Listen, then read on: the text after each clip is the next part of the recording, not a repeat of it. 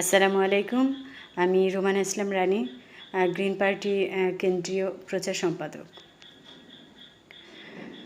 আশা রাখি আপনারা সবাই ভালো আছেন। সম্প্রতি তৈরি পোশাক শিল্প মালিকদের সংগঠন বিজিএমইএ এর নতুন সভাপতি নির্বাচন হয়েছেন ডিজাইন টেক্সের ব্যবস্থাপনা পরিচালক খন্দকার রফিকুল ইসলাম এবং টানা 14 বছর পর নিট পোশাক শিল্প মালিকদের সংগঠন বিকেএমই এর সভাপতি হয়েছেন মোহাম্মদ হাতেম। গ্রিন পার্টির পক্ষ হতে দুজনকেই জানাই আন্তরিক অভিনন্দন ও শুভেচ্ছা।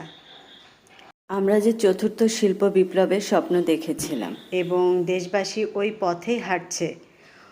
ওনাদের হাত ধরে সেই যাত্রা যেন আরও ত্বরান্বিত ও সুগম হয়, যা এই নতুন দুইজনের অগ্রযাত্রার উপরেই নির্ভর করবে তা গ্রিন পার্টি বিশ্বাস করে।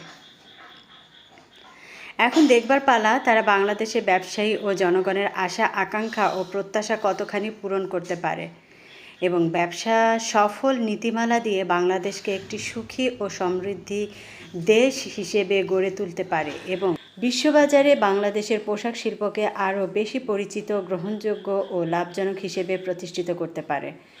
ধন্যবাদ সবাইকে।